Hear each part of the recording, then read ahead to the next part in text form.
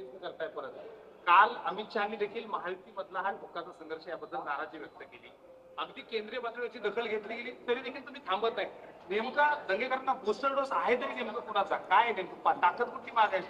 बघा, याच्यामध्ये परत एकदा सांगतो की माझी राजकीय जी भूमिका आहे ही पुणेकरांची भूमिका आहे.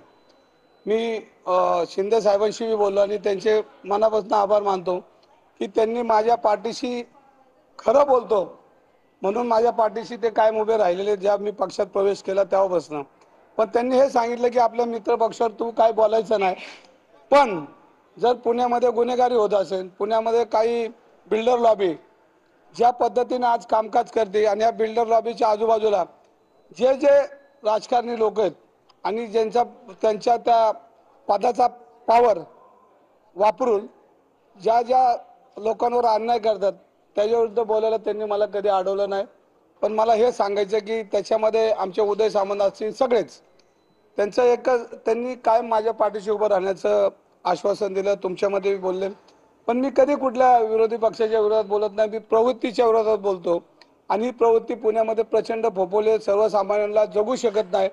आज पुणे शहराची व्याप्ती बघितली तर विश्रांतवाडी बसून तर खाली मग कात्रज असेल, इकडं बावधन असेल, इकडं विश्रांतवाडी असेल, या सगळ्या प्रकार जिथे नजर टाकल तिथं कोणतरी पुढारी आहे, कोणतरी मंत्री आहे, कोणतरी वर्ण आलाय आणि पुण्यात शहरा लॉबीला, पुणे शहरातील लोकांना या सगळ्या बिल्डर लॉबींनी आणि काही पदाधिकाऱ्यांनी ज्या पद्धतीने वेढा घातलाय त्याच्यामध्ये सर्वसामान्य लोकांना जगता येत नाही.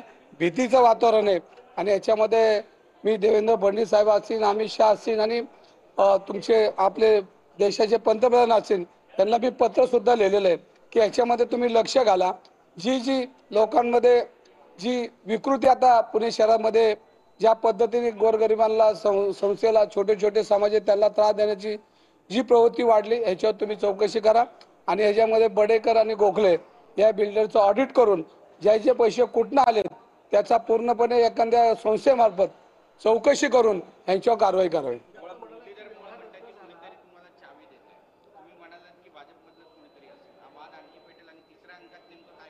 नाही, तुमच्या माहिती करता सांगतो की माझ्या कुटुंबामध्ये ग्रामपंचायतीचा सदस्य कोण झाला नाही.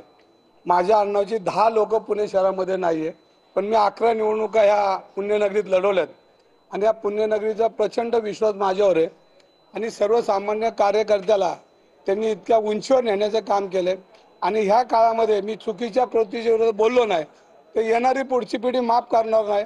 एक सर्वसामान्य कार्यकर्त्याला पुणेकरांनी एवढ्या उंचीवर नेलं सुद्धा त्याचं तोंडच उघडलं नाही आणि त्याचं पाप मला नको म्हणून मी हे बोलतोय. मला चावी देण्याइतपत मी काय आता राजकारणात एवढा खोळा राहिलेला नाही. 35 वर्षे 11 निवडणुका लढवल्यात. माझी चावी मीच आहे आणि माझी चावी खरी पुणेकरांची आणि पुणेकरांना जी चावी दिली ती जोपर्यंत मी राजकारणात आहे ती चावी काय माझ्यापर्यंत राहील.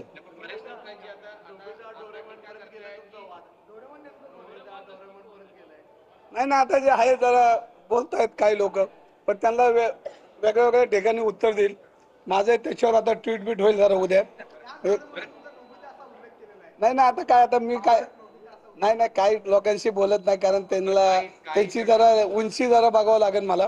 पण आता जैन मंदिर ठीक आहे, मी मान्य केलं. मी जे काय ते बोलतात ते मी आहे, ते जे काय बोलतात ते मी आहे, पण मी काय बोलतो त्याच्यावर उत्तर द्या. दंगेकर साहेब तुमचे शुभचिंतक वाढले का या प्रकरणानंतर? कारण बरेच जण आता सल्ला देतात की तुम्ही ठाकरेंच्या पक्षात असायला पाहिजे. नाही, आता त्याच्यावर नंतर बोलू आपण. आता मी वर चाललोय साहेबांना भेटायला. आपण माझी विकेट काढू नका. दंगेकर साहेब तुम्ही एकनाथ शिंदेची शिवसेना सोडणार आणि कदाचित असं म्हटलं जातं की शरद पवारांच्या राष्ट्रवादीत किंवा अजित पवारांच्या राष्ट्रवादीत जाणार आहे. बघा, याच्यामध्ये मी एक ट्विट केलं होतं की ज्यांनी मुख्यमंत्र्यांची स्वप्न बघितली, जे मुख्यमंत्र्यांच्या रेसमध्ये होते, त्यांनी ज्या पद्धतीने प्रसार माध्यमांना हे पुरवलं तीच लोक हे सगळं वातावरण निर्माण करतात आणि मग अशी लोक जर माझ्या विरोधात असतील, जे प्रसार माध्यमांना या बातम्या पुरवत असतील तर त्यांना त्यांचा लकलाभ राहो. पण माझी लढाई ही विकृतीच्या आणि ज्या चुकीच्या लोकांच्या विरोधात उभी राहणार. आज आहे, उद्या आहे. माझं एक ट्विट तुम्ही 1-2 दिवसात बघा, चालू आहे माझं काम. परत पुण्याची गुन्हेगारी राहिली, लोकमान्य नगर मधल्या वसाहतीच्या लोकांचा विषय राहिला, अनेक विषय आहेत पुण्यामध्ये आणि जे पदाधिकारी बिल्डर यांच्यामध्ये अडकलेले विषय ते पूर्णपणे लढाई माझी चालू राहणार आहे आणि ही लढाई शेवटच्या मिनिटापर्यंत शिंदे साहेबांचीच परवानगी घ्यायला आले आता. रवींद्रजी